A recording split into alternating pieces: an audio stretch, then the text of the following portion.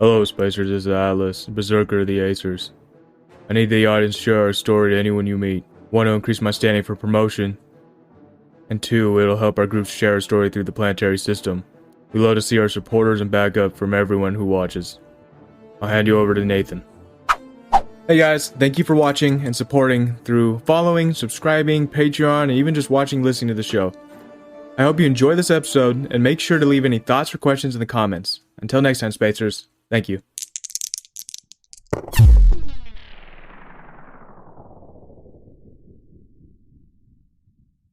You ever get tired of drawing maps and having your players ruin your hard work by teleporting away? Or using Charm Creature to avoid that glorious boss battle set in that laboriously crayon-drawn map? Yeah, me too. Well, that's my problem no more. Starlight maps and battle mats are now sponsored by the beautiful artwork of Loki battle mats. From lavish palaces to cold alien caverns, they have a solution for everything. The maps come in big books that are easily transported, can be drawn on with erase markers, and immerse the players with a stunning reality. They'll forget they aren't actually standing by that pool of lava. And battle mats are only the beginning of what Loki has to offer. Want to know more? Go check them out, or stop by our YouTube to see what they have to offer. Now, let's roll.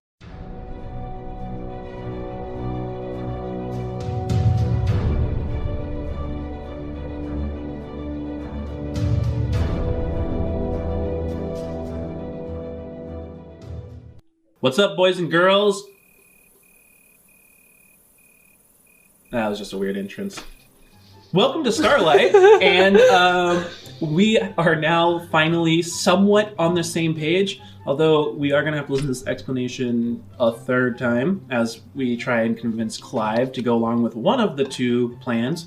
But for the moment, me and my compatriots, Courtney, Nathan, and Sam, we have an important political decision to come to. So with that, let us jump into this episode of Starlight.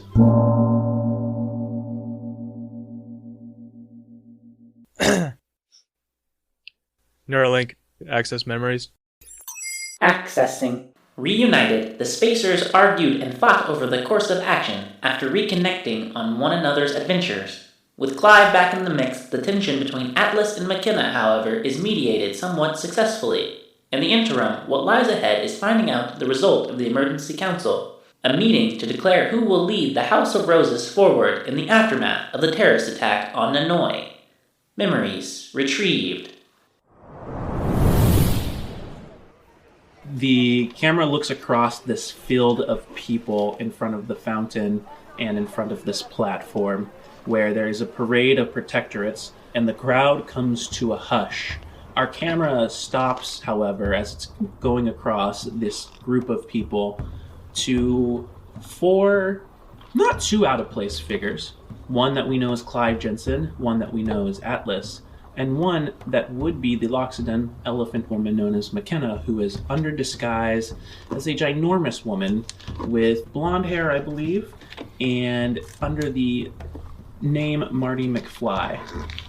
They all stand there with everyone else, hushed voices, to see as the Council of Roses is being pulled together in emergency response to a bombing. There is an old man who stands at the center of the stage. He speaks to the crowd. He speaks to them, orating to them, talking about what has occurred with the bombing. He says just how many of their beloved House of the Dictates have perished, including many of the choices that would have come forth, and then the strange disappearance of Speaker Holst.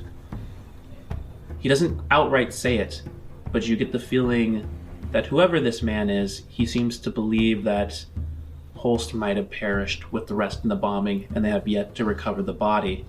But it is never directly said, because he tries to let out a message of hope that despite everything that is happening, despite all the changes, that they can still pull together a leader who will take the emergency powers and help them root out these terrorists and squash these visions coming from this mysterious woman named Aphid.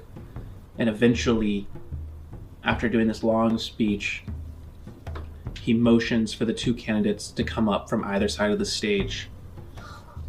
To the left, we watch as a dwarf who is dressed nicely, but there's something about him that's just kind of off. Like, the clothes are a little too wrinkled, it's kind of missing a button, seems to just have a lot of kind of this blue collar look to him, and he has this greasy hair and teeth that are not quite straight as he walks up. I, as you know, am Grimble. Nothing more than the lowly assistant to speaker hosts, member, and lowly elected official within the House of Dictates, but more importantly, your trusted robo-repairman. If you choose me, I promise to lead with dignity, integrity, and honor in this time. I know we are split on what we will do in terms of joining the Federation or not, but that is not something that we need to worry about at this moment. At this moment, we must find these terrorists, and we must make sure this never happens again. We will stop whoever is technomancing the dead, running false rumors of the Sunmaker. It will all end, and I will use every ounce of power to make sure that happens swiftly. And he steps back. There is another figure who is welcome to the stage. She is half elven. She's a slight kind of bronze to the skin and has very thin eyes. She has high cheekbones and black hair that kind of falls into not the most elegant, but a pretty braided ponytail in the back. And she wears a kind of white gown with a little bit of this pendant that kind of comes down the center, and has this kind of pink gemstone. Many of you do not know me, but I am Odessa Malef. Those of you that do know me, you know that I have worked hard and tirelessly for the people. With the betrayal of Speaker Glintfoot, I could see that it is hard to see the House of the Affirmed in a positive light. Matter of fact, it's easy to think that all of us are wanting to join the Federation in the face of this scandal for our own lucrative desires, but that couldn't be further from the truth. I am no different than Mr. Grimble here. I am a survivor of war. I know what it is to fight, what it is to root out the enemy. And I will do that here, just as my parents did for us, just as my grandparents did for them. Unlike Grimble, there is a conversation to be had about the Federation. And I will have those conversations. For I will not lie to you. Protectorate Loomston, chief of our security force here, is missing. The powers that play here are greater than what we have available. And if it comes to bringing on Federation support, then so be it. I will bring change if it means you are protected, and I will take all the blame for that is the kind of servant I am. She steps back. The main figure comes forward, and by this time you've learned his name is Prudence. So, those of you who are citizens here, you may cast your vote. He clangs the cane he uses to support his frame against the side of his chest, and you can see his own assistants run up with this box-like computer device in which the citizenry of Nanoie are expected to come onto stage and tap their neural link to cast their vote. Slowly a line forms you guys kind of stand to the side as this all starts to occur. You do see Thyra up in the way as she's climbing up the stairs. She looks back at you grimly, nods, and then her eyebrow kind of raises as she sees Atlas, and there's like a small smile that forms, and then she goes up and taps her head up against the box. She casts her vote. Is Thurston going to vote? Thurston does not go to vote. He stands to the side. I honestly much do not care what happens.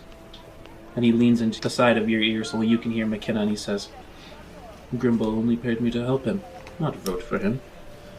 Who do you want to win? It doesn't matter. I'm not from here anyways. Although I could fake it.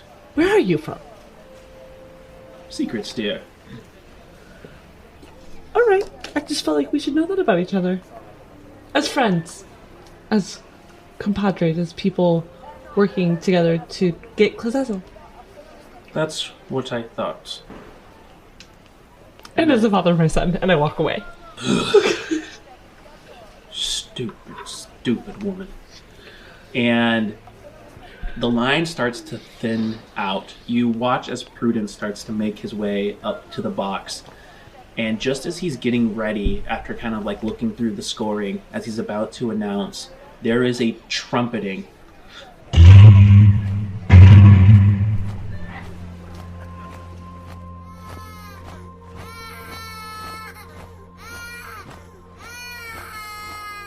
You guys all turn, the crowd all turns in one as you look back in the direction where this is coming from, and you hear almost these like Gregorian chants that are emanating kind of just out of the buildings, and you watch as a small group, nothing much bigger than about 8 or so,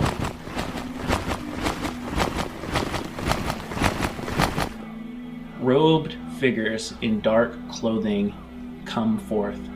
There is one in the center who is carrying a censer, long chain with like kind of like incense kind of burning off it as it kind of swings back and forth. You notice, all of you, that they wear the signal of the family upon necklaces and pendants. As they come forth, there is a muttering of voices, and Prudence steps forward. Be gone with you! You offer nothing to this society. You say nothing about what is happening here. You just clap idly, believing. And he is cut off as one of the figures steps forward and throws back a hood. It is a human, bald head, but young, very young, and has 2 piercings that come out of the cheekbone to the left. I come forth with my family to offer the law of choice.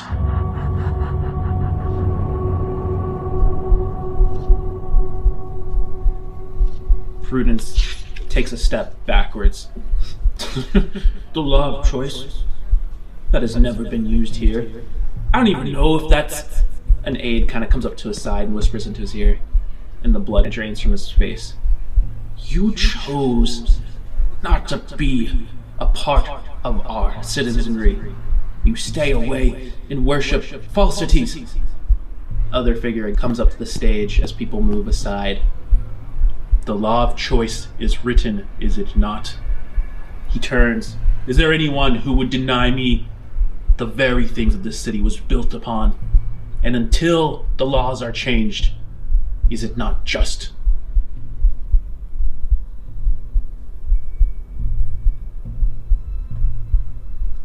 Out of curiosity, hi, just a lonely person here.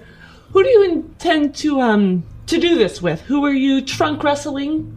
Seeing as there's no trunks here? I mean, you could do an arm wrestle, but the proper way is trunk and old Lockstonian tradition. So I'm curious. Someone who knows of the law. He steps aside from his crowd, steps forward.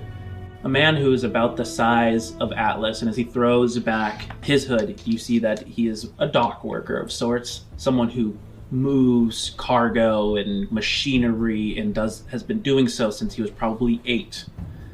Big muscles bulging. This is Caradal. Caradal will take the law of choice in my stead. The man with the tattoos on the cheekbone looks back up at Prudence. And who would you pick? Atlas would like to be the other participant. Prudence looks at you, and the sincerity with which you say such a thing looks at Atlas as you're kind of like motioning at him. He'll win. Don't worry. This will be no big deal for Atlas. He tends to beat people up and hurt them and sometimes take a little too far. So an arm wrestle, a trunk wrestle. I mean, he doesn't have a trunk, so you're not technically doing it right, but an arm wrestle will be fine. Right, Atlas? Prudence looks back at his man that you can see like is obviously like one of his like big security guards, and he is dwarfed by Atlas. I don't know if I've ever seen this man before. Atlas? How's it going? Atlas, I just want to explain to you what the law of choice is really quickly. And how important it is that you win this arm wrestle. Or trunk wrestle. So the law of choice is an old Loxodonian tradition that basically, that if Caradal wins, he gets to have a voice or take over the decision-making process for who is ruling the house. And if you win, you get to use your voice to do so. Ideally, you would be doing this on behalf of the people here in Nanoie, but you could also choose to be power hungry and take over for yourself here. But Atlas, we cannot let them win. This will be a repeat of all the bad things. And so you have to win the arm wrestle. So basically it's just a test of strength with the Loxodonians? Yes, but do know that it's much more than physical strength. This will push you past your physical abilities. Why not? Great. It's just an arm wrestle, right? There's nothing, no catch? He's strong. And so it's an arm wrestle, but you will need some mental strength as well. And I usher you forward onto the stage.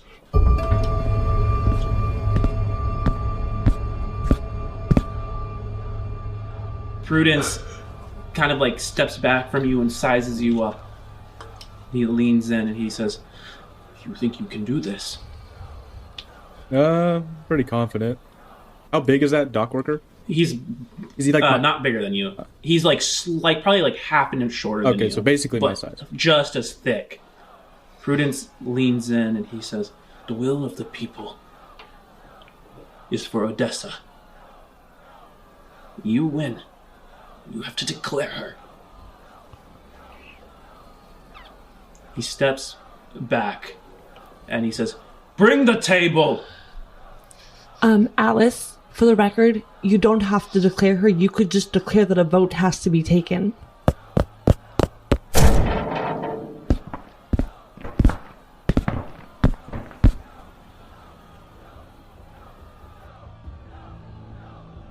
A Durasteel table is brought. Along with it is a chain that is brought, like shackles. The table is about waist height, so both you and Caradal lean over the table across from each other. There's a small, timid little guy who comes and shackles your hands together so that you cannot escape one another. Caradal leans forward and sneers into your face. He is covered in pockmarks, blotchy facial hair, kind of just like this mean little look to his eye. And you get the feeling that maybe there's like a little Goliath in there, but just a little from his height. And "You ready, little man?" Okay, so Atlas is gonna rage. So as you begin to rage, those lines on your body kind of start to like turn red. Yeah, he'll start steaming, but he's not gonna... Roll a intimidation roll. Okay. 4. The crowd leans further in, oohed and awed by what they are seeing. Caradal sneers. "That's a fancy trick, but it's nothing compared to the force of the way. Watch as I am carried forward by divine right. We are going to do 3 athletic competitions here, just straight. So you know what's nice though about raging? This is the thing I wanted to bring up. On strength check, I have advantage on. Insight to make sure Cardell's not like cheating or anything. 17. Nothing seems to be off. Cardell grips Atlas's hands, and you watch as both their arms start to shake. 21 for me. 18. The hand starts to push yours further to the side. 25. You move his hand back to the center. Third roll. I'm going to spend one of my inspiration points to give him advantage. 18. 20. Atlas is like mouth, you know, like the transformation. Just his like mouth and like eyes and everything, like turn into like a bestial. Teeth grow longer, the skin kind of rips back. And there's a moment as Caradel's hand is quivering and it starts to push yours back and your face changes. That's when his hand wavers for a second as he's just taken back and you hear him go, "Oh, the path be with..."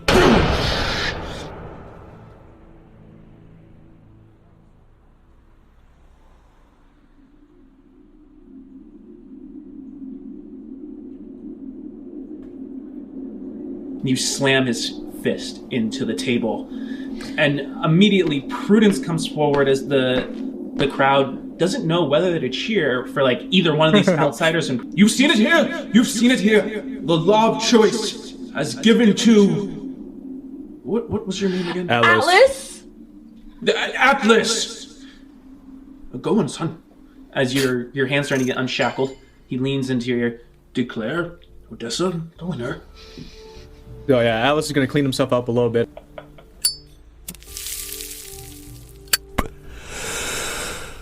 I gotta make this dramatic.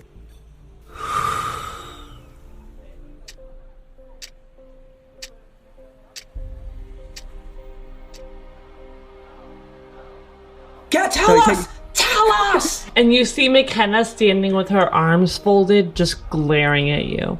I'm using this message and saying, Atlas, you know what the right choice is. A vote must be made. So just to clarify, I can choose anyone. Well, the obvious choice is Odessa. So the law of choice says that I can choose anyone that I choose. Yes, but there's only one choice. Perfect.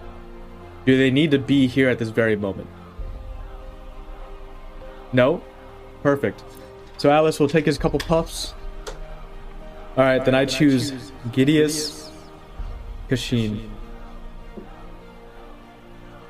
There is a quiet amongst the crowd. And people look at each other like, who is that? Now, because he's not here, I will be his speaker, in a sense. Basically, this planet, this territory, will be now under the Acers. Some of you may or may not know who they are. Acers. If you guys don't know, we are a very connected and powerful organization. And from kind of like what all these other people that came here for apparently no reason now, is that you guys need protection and you guys want to find out who the terrorists are. And honestly, the Federation, I'll look both at Grimbold and Odessa. Yeah. Federation would not be of any help to you. To be honest, they just try to put their foothold in and just leave it at that. They wouldn't actually come here to assist. The Acers, because of our business and because of the fact that, yes, we will need some of you, which might actually help, whoever's unemployed here or has nothing to do, we'll need them to work. None of you will become slaves. It's not like that. But at the same time is that with the connections, we'll be able to find out exactly who the terrorists are and be able to protect everyone here who can't protect themselves. Gideus is the one that runs most of he controls all the sectors in this side of the galaxy. Go, Gideus! Woo! And I start cheering. You are the only one Turn it. cheering. I was hoping people would join in. There's a long pause as Grimble then, from where he is in the shadows, looks directly at you, and Way to take it back. Grimble just stares darkly at both of you, and then turns on his heel and disappears into the crowd, stomping off. Thirstein leans over into your ear, McKenna. Well, I think that deal might be off. And then he raises a hand up to shake yours. I've seen that look before. Best of luck.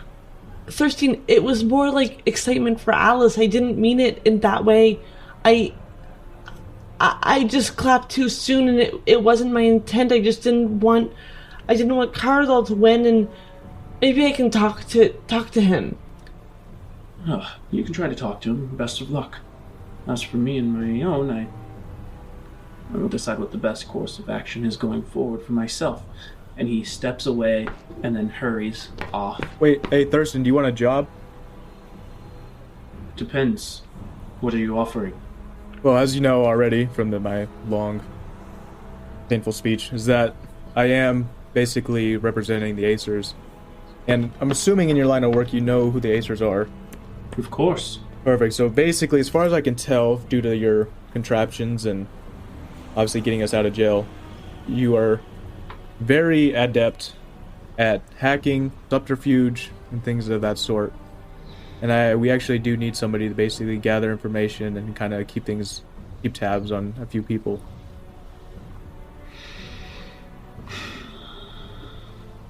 It depends on the pay. I do need to see if I'm at a loss here with my other employer, or see if there's a way for me to recover the vast amount of money he was offering. Whatever you're being paid, depending on your work and how well it's done, it could be 1.5 to 2 times the amount of pay you're going to get paid before. Go ahead and make a persuasion roll. 2? I usually like my promises written with the exact sum. Okay, how much But are if you you paid? can bring me that, you will need to match 10,000 credits. Is that how much you're getting paid right now? For this one job?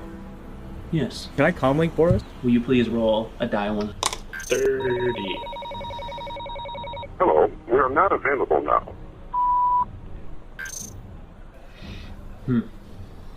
Well, it's a lot of money for one job. So excuse me as I go see if I can clean up the collateral damage, or see if I need to cut my losses, thanks to someone who does not stay on task. And then he turns quickly. Thurston, can I come with you? No, you cannot come with me. Is the shop, the robot If the shop? job is still on, I will contact you. Okay. Your guys' first fight, or? I was about to say, you had a little falling out there with your husband? I'm gonna go on a walk. Well, that leaves Atlas and Clive standing there. And there's a lot of, ugly looks thrown Atlas's way, and a lot of confused looks. But that doesn't stop Thyra from making her way up towards you both. That was some sort of shit you threw out there. Oh, I'll say. You're putting us under Acer control. I mean, what would you want?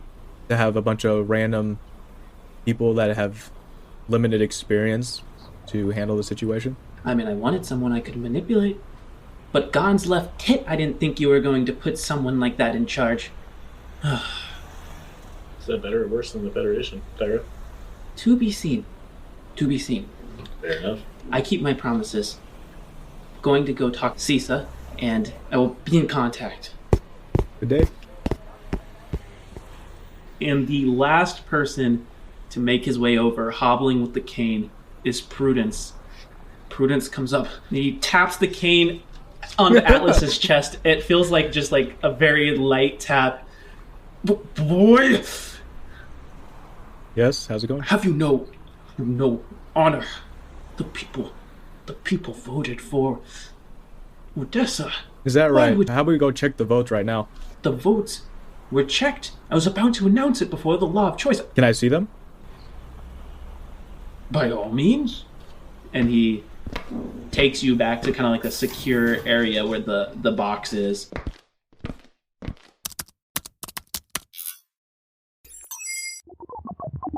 As the numbers are kind of pulled up, you do see that Odessa did win the vote. Well, maybe she should have done the arm wrestle. And as you say that, you look back and you see the waif-like form of Odessa looking very, very perturbed. At no one in particular, just deflated. I hope you know what you did. And that's the last words you hear from Prudence.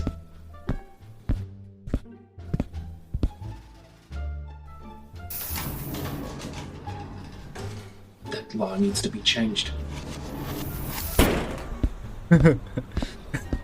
This is crazy. Clive, you watch as McKenna leaves, Atlas stomps by you. You're left just looking at the two of them walking off. I need a drink. I'm gonna start making my way back to the Lonely Court. I send a quick message through the comm link to Alice and McKenna. Yeah, well, whenever you guys get back from wherever you stormed off to this time, meet me back at the Lonely Court so we can discuss what the hell just happened.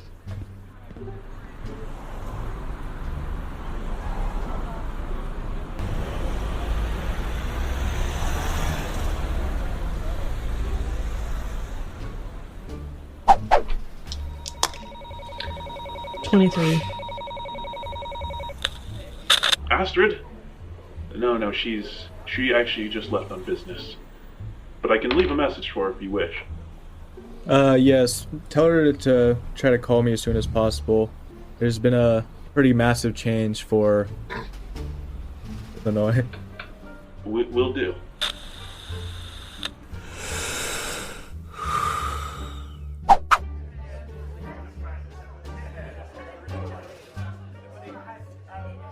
McKenna has found a random bar and is drinking Oh no. a lot. And it takes a lot to get a Loxodon drunk. And she is drunk and got there very quickly.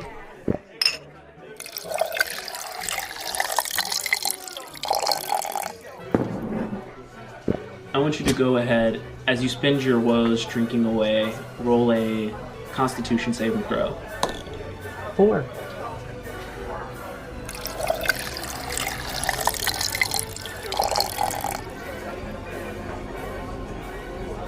This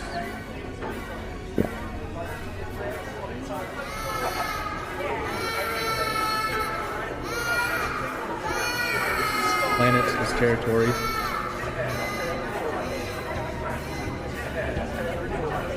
Will be now under the Acers.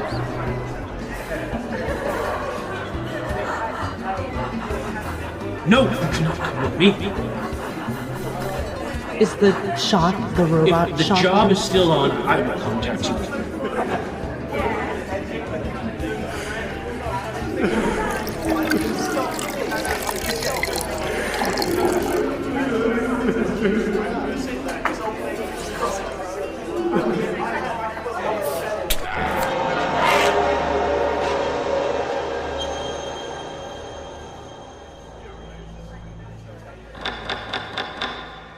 We move back to Atlas.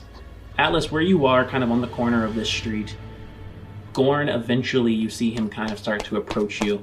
He is dressed in a way that does not reflect his protectorate background. He's dressed in street clothes. He's wearing like stuff to kind of cover his head a little bit more. And he is carrying a small white box in his hands. I have the key. It's time to go. Unlock the Sunmakers ship and save him from the distress. We just have to pick up a few people, but yeah, then we can go on our way. Good. We should not waste any more time. 1 minute wasted could be... And he just kind of shudders as he thinks of the possibilities of what could happen to his dear Sunmaker.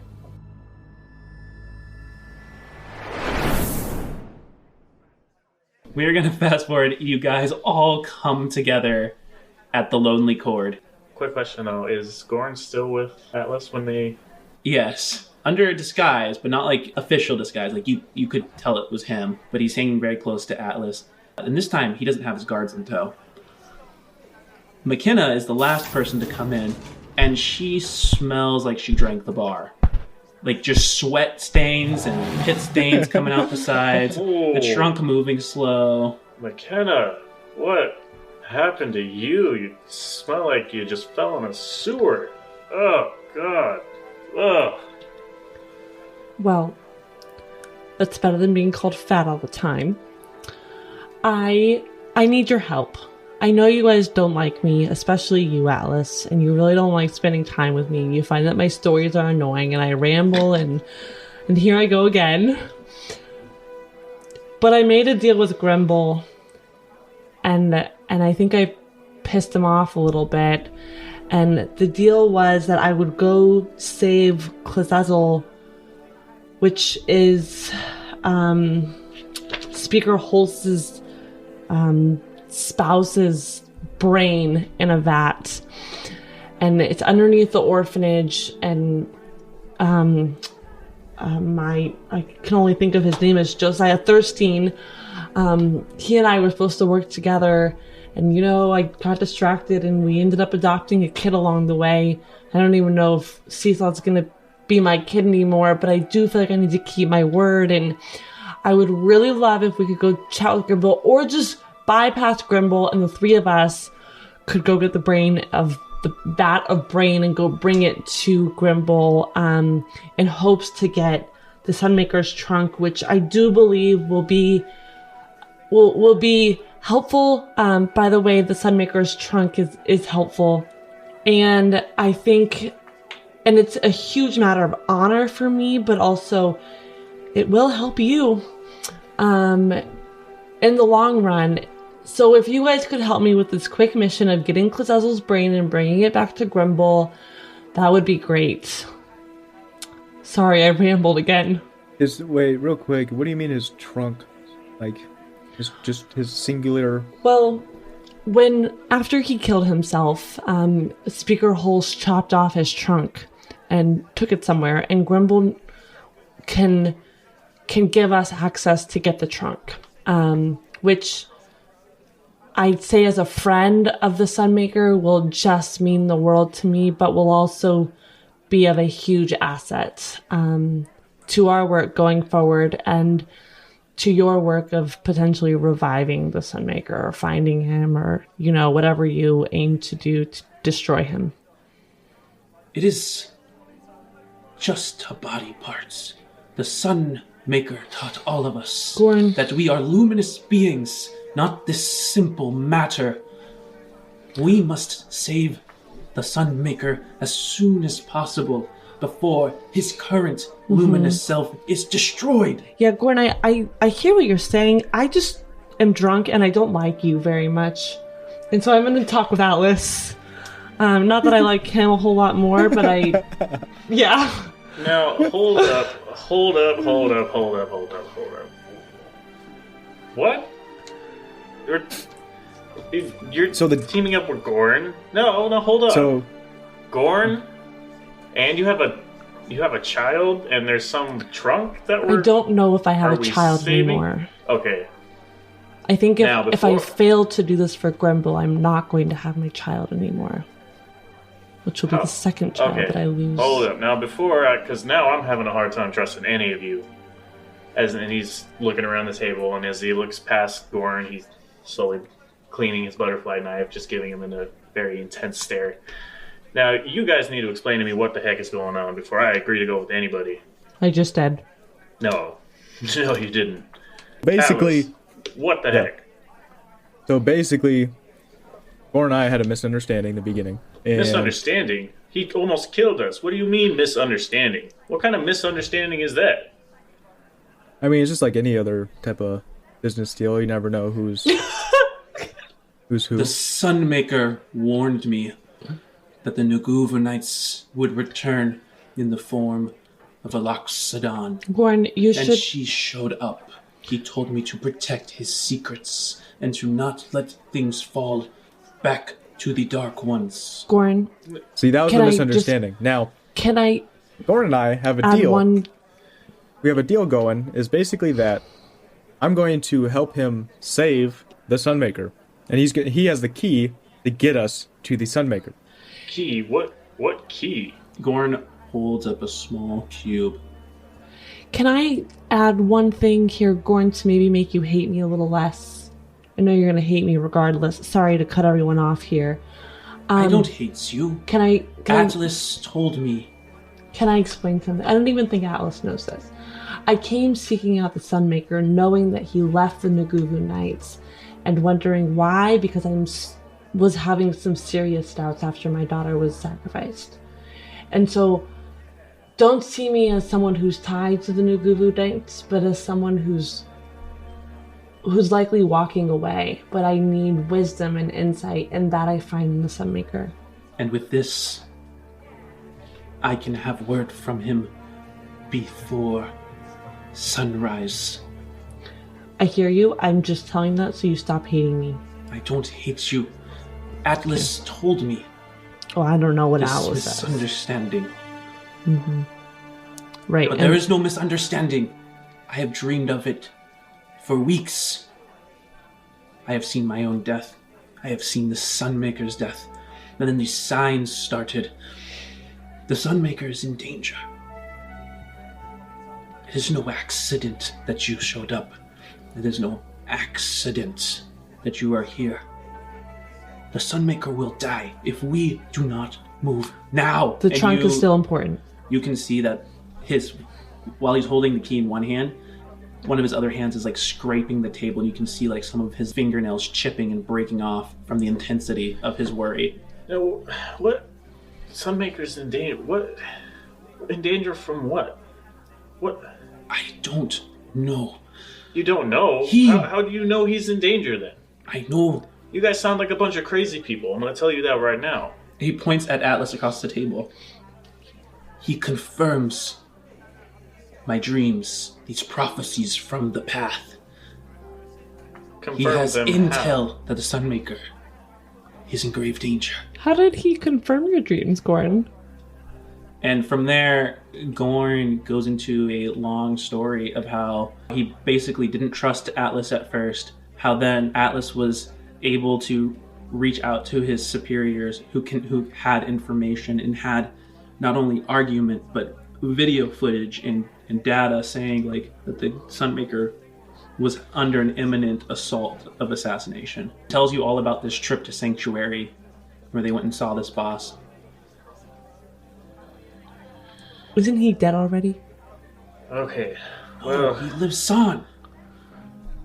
Now, let me try to get this straight. First of all, what happened to your not husband, whoever the hell that was, and this child? Where? Thurstein and I are not married, obviously. And Thurstein and I went under disguise into the orphanage to try to get information about where Klazazel's brain was. We found a map of the underneath the orphanage. We both have that. Thurstein probably has a better idea because, I tend to get distracted.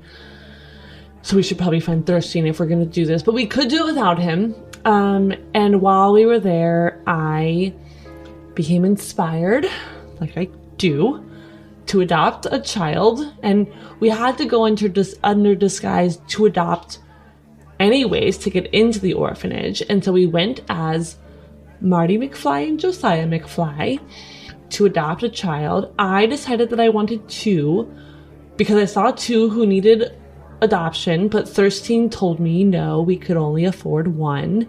And so then he transferred the credits over to the orphanage, and we adopted Sisa after meeting all these other incredible children. There was one gnome, and he was quite cute. He did these little magic tricks that were really impressive. But anyways, besides the point, I'm working on the whole not rambling thing.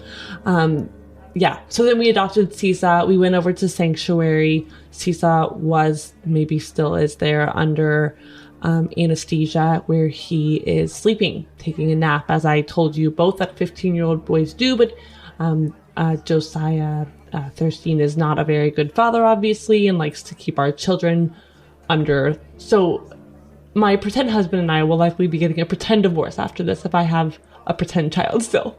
I would like to keep Seesaw, as I did promise Seesaw that I would get him to his sister on XR1 because he is a synth as well. And he was mistreated and abused, and his story is just incredible, and I would like to hold true to that promise.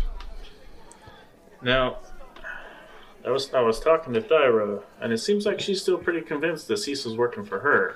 How? He won't be coming back tonight. Well, you see, that may end up causing us a problem then. I mean, I'm happy to tell her that I adopted him. Well, It will not matter if we are not here. You need to leave. oh, hold on, I have not agreed to anything. This is insane. You're all insane. This doesn't make any sense whatsoever. Getting the Vata brain should take less than That a brain, 24 hours. That alone. Oh, man. Barkeep, I need another drink. Make it a Coming double. right up. No, make it a triple. As you wish, honey. By the way, you should probably know that Thyra is trafficking synths and or trying to keep them safe.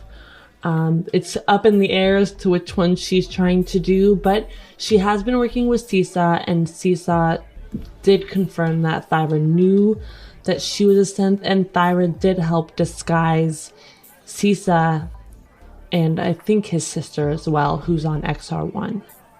So Thyra is keeping. So you said she's keeping the synth safe, or she's trafficking them?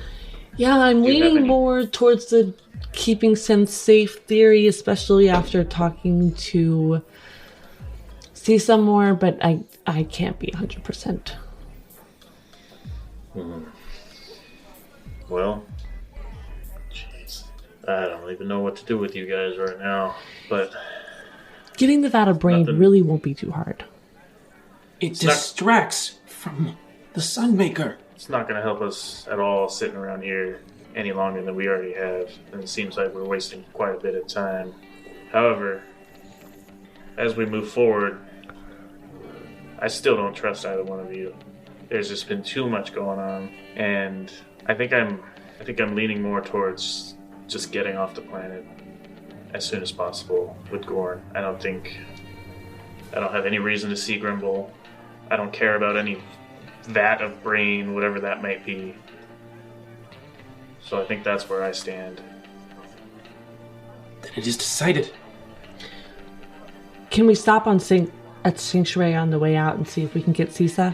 I'm not taking care of no kid. I'll take care of him. Like you took He'll be care of no the last burden. one. I think we're done here. He will be incredibly useful. Yeah, sure, like he was in the cave. Clive, you're synth as well.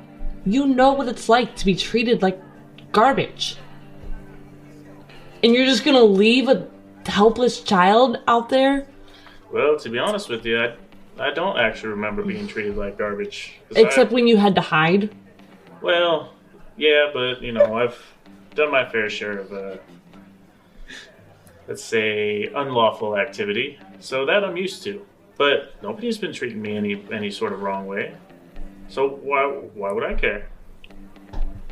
All I care about is finding whoever these Shrine Cross people are, and as far as I know, getting some brain vat isn't going to help me do that. Then I'm gonna have to not be with you guys and go after Seesaw myself. And go get him, and then I will meet you wherever we're going to hold on. next. I know you're obviously upset, but do you really believe that's a smart decision? We just have to stop in Sanctuary. It's not that hard. You can make your choice after we get to the Sunmaker's ship and contact him. How far is the Sunmaker ship? Near Varbas, No question, no. the equator of the planet. Why do we have to find this ship in order to get in contact with him? This key is an emergency beacon. Before the Sunmaker disappeared, he gave this to me as an emergency means only by with which to contact him. He told me not to use it unless I felt that there was a grave threat to the way. If we go get the ship, can we come back and get Tisa? Probably be safer for Sisa anyways, not being on the ship with us. Well, I still don't know a whole lot of what's going on here, but it seems like whatever it is, everything revolves around this Sunmaker. So, as far as I can tell, I think our next best thing to do is to go find him or figure out whatever's going on with him. Then our decision is made. And you see Gorn stand up. And with that, I think as you are all preparing to take Gorn's ship to go find the Sunmaker ship, that would be a good place to call this episode. So, with uneasy tension, we move on. So thank you, Spacers. Yeah. Barney's upset. That's awesome. Okay. Why don't we level up to level 4? Thank you for listening to this episode of Starlight. If you enjoyed this, please like, share, subscribe. For early releases, exclusive RPG content, and other bonus material, check us out on Patreon at patreon.com/starlightadventures. And to reach us for questions to be aired, email us at thestarlightadventures@gmail.com. See you next Tuesday, Spacers.